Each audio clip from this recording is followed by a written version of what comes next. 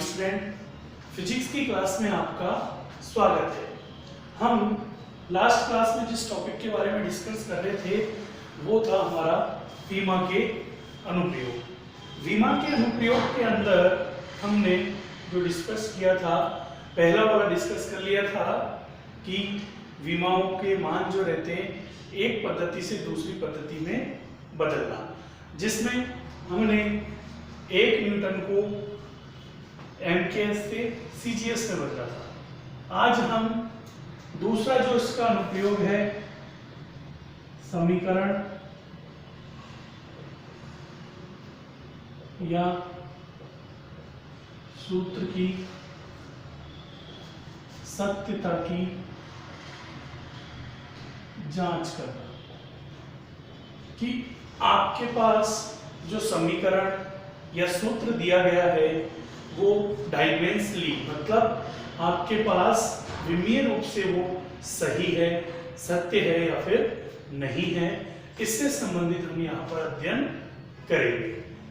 मैं एक प्रश्न यहाँ पे लेता हूँ जिससे आपको वो अच्छे से समझ में आ जाएगा। दिए गए समीकरण की, दिए गए समीकरण की विमीय विधि से सत्यता की जांच कीजिए।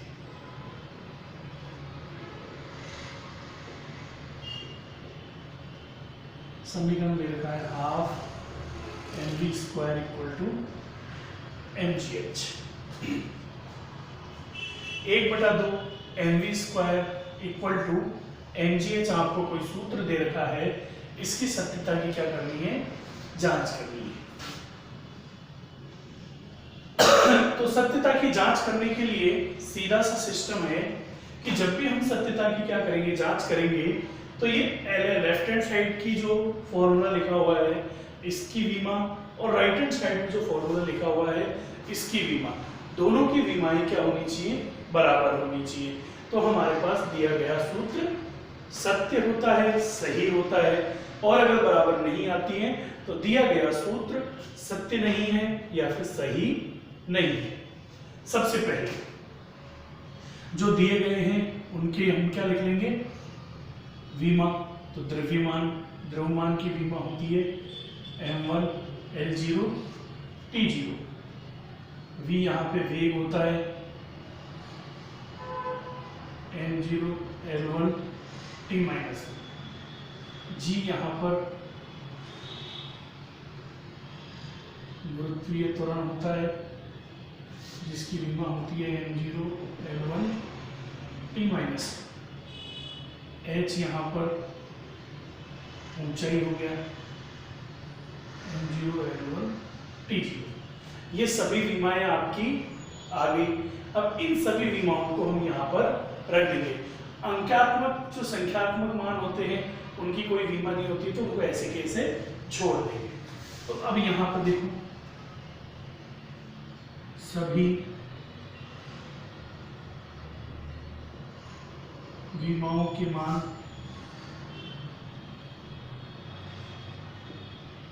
समीकरण में रखने। तो यहाँ पे देखो m मतलब द्रव्यमान, इसकी वीमा ये हो गई, वेग स्क्वायर लग रहा है तो स्क्वायर लगा दो, फिर द्रव्यमान आ रहा है, फिर गुरुत्वीय त्वरण, उसके बाद में ऊंचाई। ये सभी वीमाएं आपकी हो जाती हैं। फिर इन्हें हम सॉल्व कर लेंगे। सॉल्व करेंगे तो m1 L0 T0 स्क्वायर जो है आपका, इसको ओपन करोगे तो आपके पास ये फॉर्म बन जाएगा। इधर की साइड जब हम इसे सॉल्व करेंगे तो जो समान आधार वाली घातें होती हैं वो सभी जुड़ जाती हैं। तो m की पावर 1, m की पावर 0, 0, इसका मतलब m की पावर तो 1 है। यहाँ n की पावर 1 है, यहाँ 2 है, तो ये हो गया L2 और t की पावर -2। इन दोनों को भी सॉल्व कर लो तो ये हो गया m1 L2 t -2 और इधर क्या आ रहा है m1 L2 t -2। तो हम कह सकते हैं LHS इक्वल टू RHS। ठीक है, तो यहाँ से आपके पास LHS किसके इक्वल आ गया, RHS के इक्वल आ गया। मतलब हम कह सकते हैं दिया गया सूत्र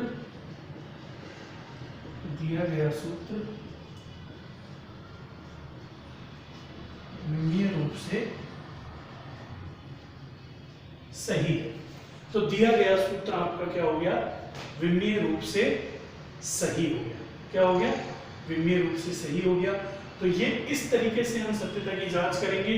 अगर दिए गए सूत्र में लेफ्ट हैंड साइड की विमा RHS मतलब राइट हैंड साइड की विमा के बराबर आ जाएगी तो हमारा दिया गया सूत्र सही है। तो ये हमने एक एग्जांपल के जरिए सूत्र या की सत्यता की जांच करना सीखा। एक एग्जांपल और कर लेते हैं ताकि आपका ये टॉपिक अच्छे से क्लियर हो जाएगा।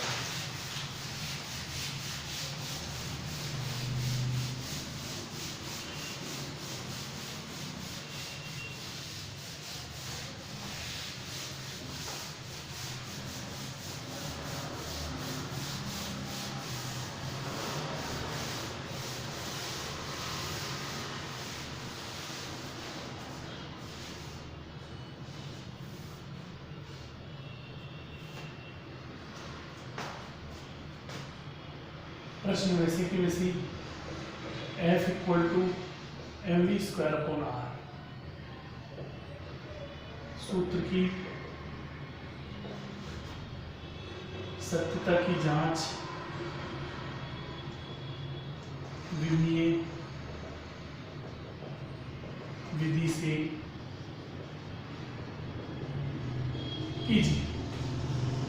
अब यहां से देखो बेटा, इसको हम लोग सॉल्व करेंगे तो आपके पास आपको पता है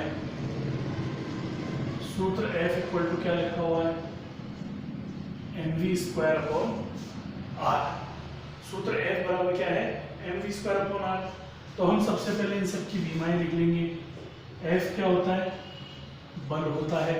तो F बल है तो बल की विमा क्या होती है, m1 L1 t -2। m क्या हो गया, द्रव्यमान। तो द्रव्यमान की विमा क्या होती है, m1। v क्या होता है, वेग।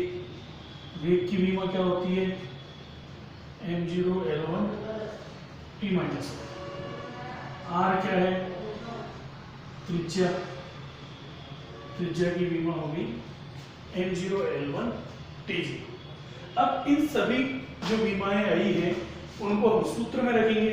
सूत्र में रखने के बाद में अगर लेफ्ट हैंड साइड की विमा राइट हैंड साइड की विमा के इक्वल आती है, इसका मतलब आपका फॉर्मूला सही है। और बराबर नहीं आती है तो सही नहीं है। तो रखते हैं, आप देखो ये फोर्स की हो गई m1 L0 t0।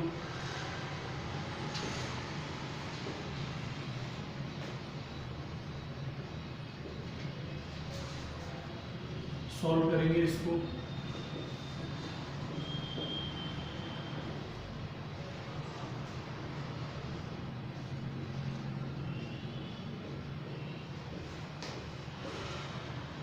m0 ये पावर ऊपर जाएगी तो माइनस में हो जाएगी,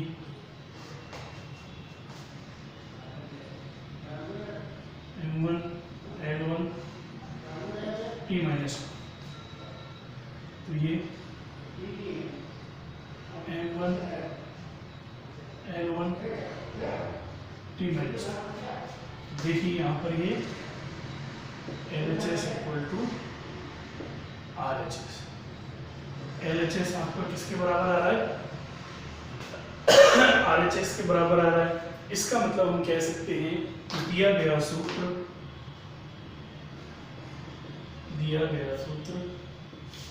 विमीय रूप से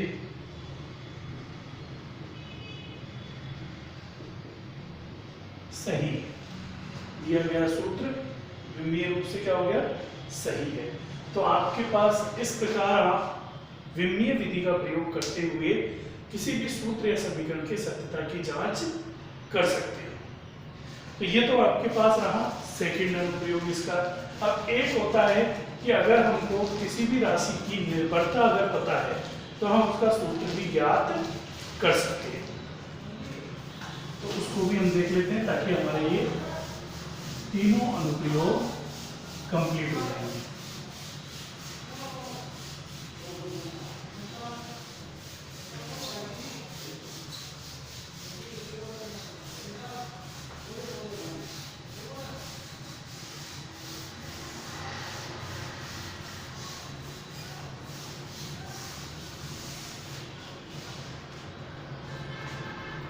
आपके पास नेक्स्ट जो अनुप्रयोग है वो है सूत्र व्युत्पन्न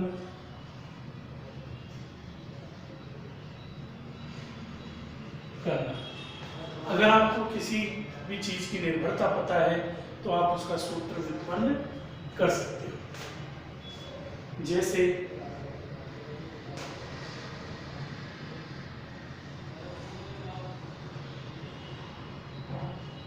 किसी पिंड का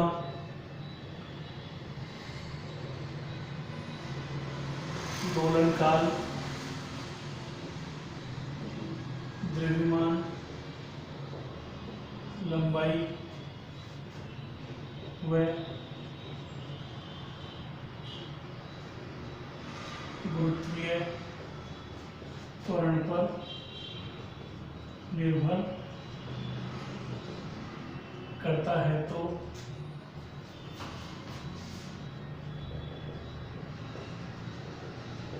दोलनकाल का सूत्र ज्ञात करो। किसी भी पिंड का दोलनकाल, द्रव्यमान, लंबाई व गुरुत्वीय त्वरण पे निर्भर कर रहा है तो हमें उसका सूत्र ज्ञात करना है। कैसे ज्ञात करेंगे? देखो, दोलनकाल T है, समानुपाती किस किस पे निर्भर कर रहा है? M, L, G। इनको पावर दे दो x, y, z। अब दोलनकाल में जो नियतांक लगता है वो 2π होता है, तो मैं डायरेक्ट इसमें लगा देता हूँ। अपन फॉर्मूले पढ़ेंगे, अपन को ये सारी चीजें याद होने लग जाएंगी। ये समीकरण नंबर 1 हो गई, ठीक है। अब इन सब की विमाएं लिखो यहाँ पे।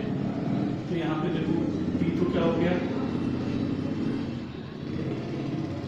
दोलनकाल, तो इसकी विमा होती है M0 L0 T1।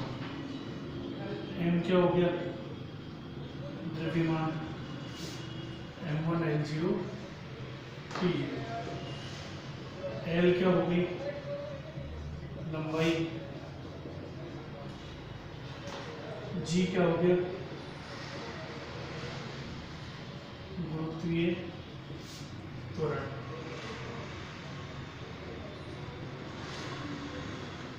T-2।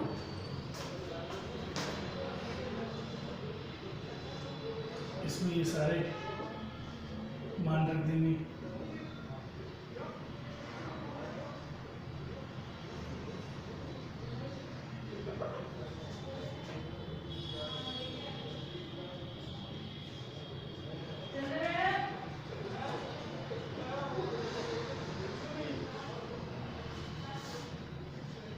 ये सभी वैल्यू रख दी। अब इसको हल करेंगे। M0 L0 T1, n की पावर x, बाकी सब जीरो हो गए इसमें, l की पावर y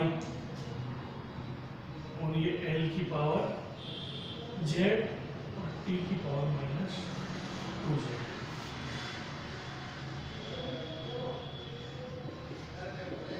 सबको हल कर देंगे तो m की पावर x, l की पावर y प्लस z और t की पावर -2z। अब यहाँ पे x y z का मान ज्ञात करने के लिए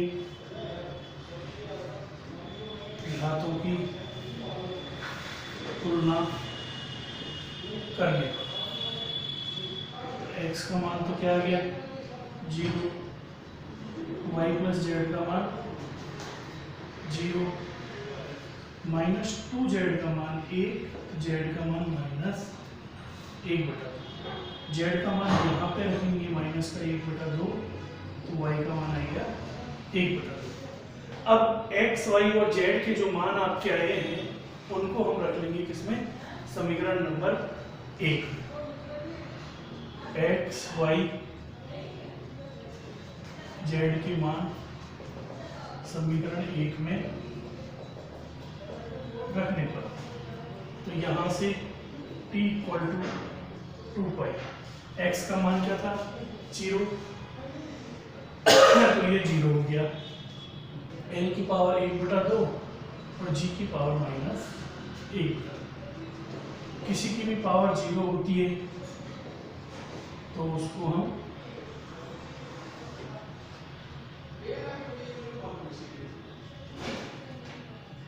एक लिख सकते हैं, ये 2π√L/g। ये आपके पास किसका सूत्र आ गया, दोलन काल का सूत्र आ गया। इस प्रकार हम किसी भी भौतिक राशि की अगर हमें निर्भरता पता है तो हम उसका सूत्र ज्ञात कर सकते हैं। तो आज की क्लास में हम इतना ही पढ़ेंगे, बाकी टॉपिक हम नेक्स्ट क्लास में डिस्कस करेंगे। Thank you.